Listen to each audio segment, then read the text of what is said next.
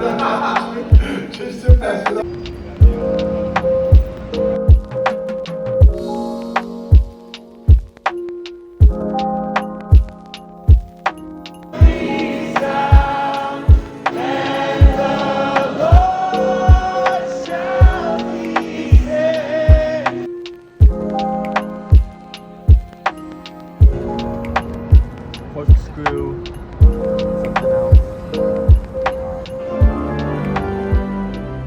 Viens semestris mācoties teoloģiju Čikāgā, Moody Bible Institute, gribēju uztaisīt nelielu atskatu video, lai pastāstītu, kā man ir gājis, ko es esmu mācījies šajā semestrī, kādas vērtīgas lietas, ko esmu ieguvis, un nedaudz arī pastāstīt par saviem nākotnes plāniem.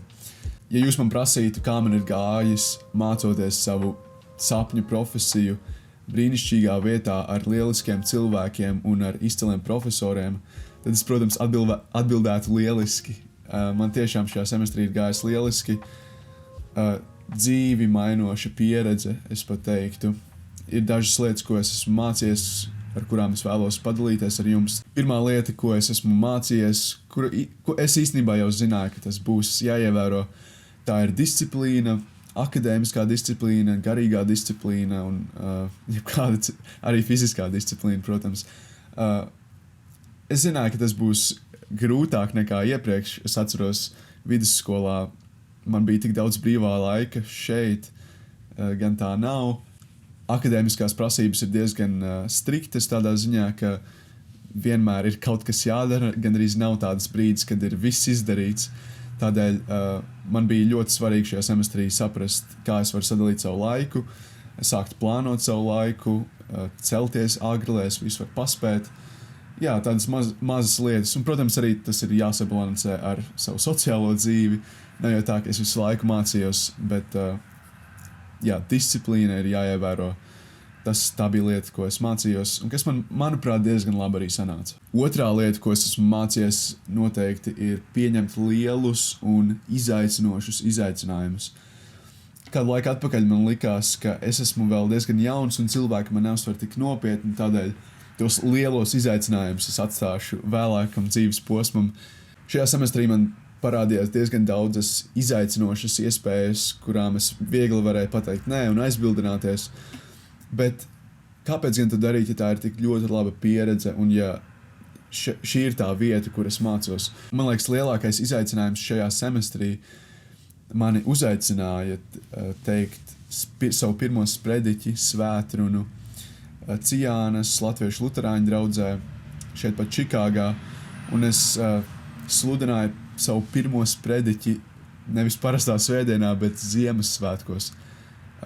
Pirmais sprediķis Ziemassvētkos. Tā kā tas bija tāds liels solis. Es mācos teoloģiju, es nevēlos būt mācītājs tādā ziņā, bet man liekas, tā bija ļoti interesanta pieredze. Es daudz ko mācījos. Vispār jau par mācītāju, man liekas, tā ir pilnībā cita atbildība. Tev ir ne tikai jādabū tā informācija no cilvēku prātiem uz viņu sirdīm, kas jau ir grūti, bet tev arī ir par šiem cilvēkiem jārūpējās, tev ir viņi jāmīl. Tā ir pilnībā cita sfēra, kur, manuprāt, ir tik izaicinoša, un tur tiešām ir jābūt tādam īstam aicinājumam. Tā kā es ļoti respektēju mācītājus, kuri to dara katru nedēļu. Bet jā, mana pirmā svētruna gāja diezgan labi, kā jau teicu, es daudz ko mācījos. Es pirms tam konsultējos ar profesoriem, kas arī ir ļoti laba lieta šeit skolā, kur es varu vienkārši kontaktēties ar jebkuru profesoru, kura palīdzību man vajag, un viņi tiešām dod labu atbalstu un labu informāciju. Un tas man bija ļoti noderīgi arī šajā procesā, kad es sagatavojos. Tā kā ļoti laba pieredze. Pieņemt izaicinājumus, pieņemt izaicinošus izaicinājumus bija pareizā izvēle šajā semestrī. Vēl viena lieta, ko es esmu mācījies šajā semestrī, ir, ka būt par ekspertu kādā teoloģijas jomā vai par kādu jautājumu vai vispār teoloģijā nav tik viegli, kā es agrāk domāju. Man agrāk likās, ja es izlasīšu kādu grāmatu vai divas par kādu tēmu un tad es būšu eksperts tajā jomā, tad jā, tas ir daudz grūtāk, ir tik daudz vairāk lietas, kuras ir jāņem galvā un jāsaprot un daudz perspektīvas, kuras ir jāpaskata. Un it īpaši es jau esmu ieminējis par to, kā es ļoti vēlos uzrakstīt darbu, kurš ir par tempļa motīvu caur Bībelē. Un man likās, ka es esmu tam gatavs, un man vēl joprojām ir ļoti liela interese par to, bet ir tik daudz vairāk lietas, kas man jāizdara, tik daudz vairāk literatūra, kas man jāizlasa, tik daudz vairāk perspektīvas, kuras man jāpaskata, un mazas detaļas. Un tas nebūs tik viegli, kā es domāju. Man vēl joprojām tas process, ja kādam interesē, vēl iet uz priekšu, taču tas pieprasa vairāk enerģijas, vairāk piepūles nekā man likās. Un kas ir labi, es tiešām esmu daudz mācījies arī tajā jomā, runājot par tempļu motīvu caur Bībelē. Un es savā ziņā nevaru sagaidīt, kad es tikšu tajā līmenī, kur es varētu sevi saukt par pēdiņās ekspertu tajā jomā, bet tas ir tiešām liels darbs un liela ieguldīšanās. Ir tāda lieta kā Krūgera efekts, kur tev sākumā šķiet, ka tu zini ļoti daudz par kādu tēmu, un tad tu mācies vēl, un tad tev tāds, zini arvien mazāk un mazāk, un tad tev tāds sajūt, ka es vispār neko nezinu par šo tēmu, lai gan tu zināji vairāk nekā pirms tam, un tad lēnām iet atpakaļ tā pārliecība, ka jā, es nedaudz vairāk saprotu, un es tuvojos tam punktam, kur es sevi varu saukt par ekspertu. Tā kā jā, tā ir viena lieta, ko es mācījos. Es domāju, ka katrs cilvēks kādā brīdī iziet cauri šādai pieredzē. Un tad man šķiet, ka vissvarīgākā lieta, ko es esmu mācījies šajā semestrī, un kad es saku mācījies, ir lietas, kuras es zināju teorētiski savā galvā, bet izdzīvoju praktiski savā sirdī tikai šajā semestrī. Un tā lieta ir sirds maiņa, un cik ļoti svarīgi ir saprast to, ka akadēmiskās studijas nenozīmē tuvību ar Dievu, ka akadēmiskās teoloģiskās zināšanas uzreiz nenozīmē, ka tev ir tuvība ar Dievu. Un tā ir tāda lieta, ko es zināju iepriekš, man cilvēki bija to teikuši 100 reižu, un es teicu, jā, es tev piekrītu, un es tajā brīdī noteikti arī viņiem, es tagad sapratu, bet šajā semestrī es izdzīvoju to savā dzīvē, ko nozīmē būt tik tiešām tuvās attiecībās ar Dievu. Un viena lieta, ko es esmu mācījies, ir, cik ļoti svarīga ir sirds izmaiņa, cik ļoti svarīga ir tieši sirds izmaiņa tavās attiecībās ar Dievu, tavā dzīvē kopā ar Kristu. Un tā lieta, ko tu sāc darīt, kad tu nezini, kurš sākt, ir, kā es to darīju, sāc lūgt Dievu katru dienu, lai viņš maina tavu sirdi, lai viņš paņem to sirdi, kas tev ir, un izmaina to visdziļākos dziļumus, kas ir tavā sirdī, lai viņš maina to līdzīgāku savu dēlu tēlam. Un tas tik tiešām strādā, ja tu lūdz, tik tiešām, ja tu atver savu sirdi pilnībā Dievam, jo Dievs jau zina, kāda ir tava sirds, vai ne, pirms tu lūdz. Ja tu lūdz Dievam un vēlies, lai viņš tik tiešām izmaina tavu sirdi, tad tas notiks, un es esmu to piedzīvojis šajā semestrī. Tāpat arī nodošanās Dievam. Katru dienu 40 minūtes līdz stundai, manuprāt, tas ir tik ļoti svarīgi katram kristietim, kurš vēlas augt tuvāk līdzībā Kristus tēlam.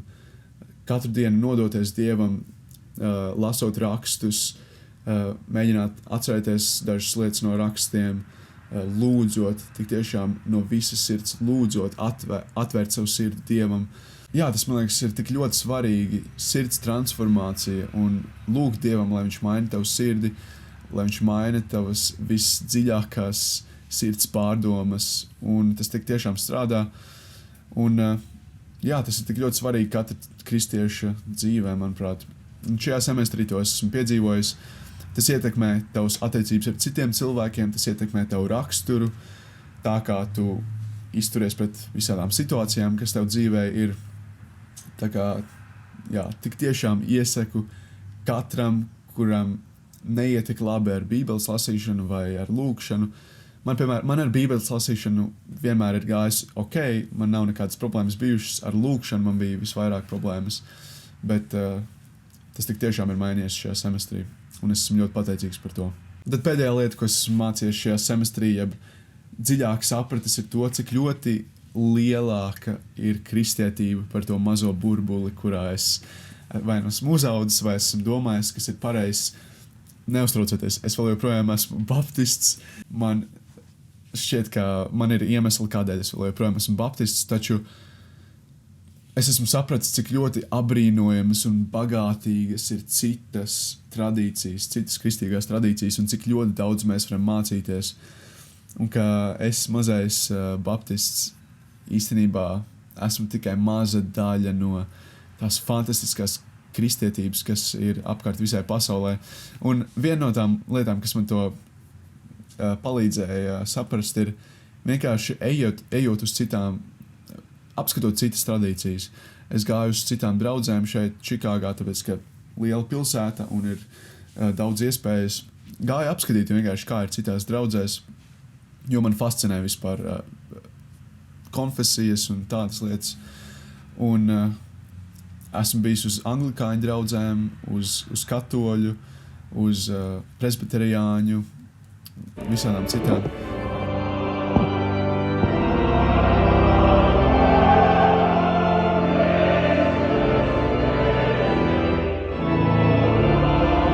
Tas tad tiešām liek vairāk priecāties par kristietību, cik ļoti skaista ir Dieva valstība. Un kāds man ir prieks būt daļai no tās. Jā, citas tradīcijas ir ļoti skaistas, un tas nenozīmē, ka man uzreiz ir jāpāriet uz to tradīciju. Un es vēl joprojām domāju, ka būt par reformētu baptistu ir vistuvāk manai pārliecībai, maniem uzskatiem. Taču, jā, daudzām lietām man ir arī atvērtas acis, un ļoti interesanti skatīties, kā citi cilvēki izprot Dieva valstību. Nedaudz par nākotni. Es jau nākot uz šo skolu zināju, ka es vēlos izmācīties un braukt atpakaļ uz Latviju, lai es varētu mācīt teoloģiju. Es nezinu, kā tas izskatīsies vēl, jo tas vēl ir ļoti tālu uz priekšu. Man noteikti vajadzētu dabūt vēl augstāku izglītību. Taču braukt atpakaļ uz Latviju un mācīt teoloģiju vēl joprojām ir mans plāns, un es nevēlos no tā atteikties. Tā kā, jā, tas ir nedaudz par nākotni. Un es nevaru sagaidīt, kas notiks pārējos semestros. Ja Dievs ir tā mainījis manu dzīvi, manu sirdi vienā semestrī, tad es nevaru sagaidīt, kas notiks tālāk. Tā kā jā, par podcastu es centīšos ierakstīt nedaudz vairāk. Es centīšos, bet, kā jau teicu, ir bijis ļoti aizņemts un es esmu darījis daudz citas lietas, tāpēc es neesmu šajā semestrī nevienu podcastu epizodu izlaidis. Taču es centīšos, bet es nevaru neko apsolīt. Sūtu liels sveiciens no Amerikas, tiekamies nākamajā reizē. Čau!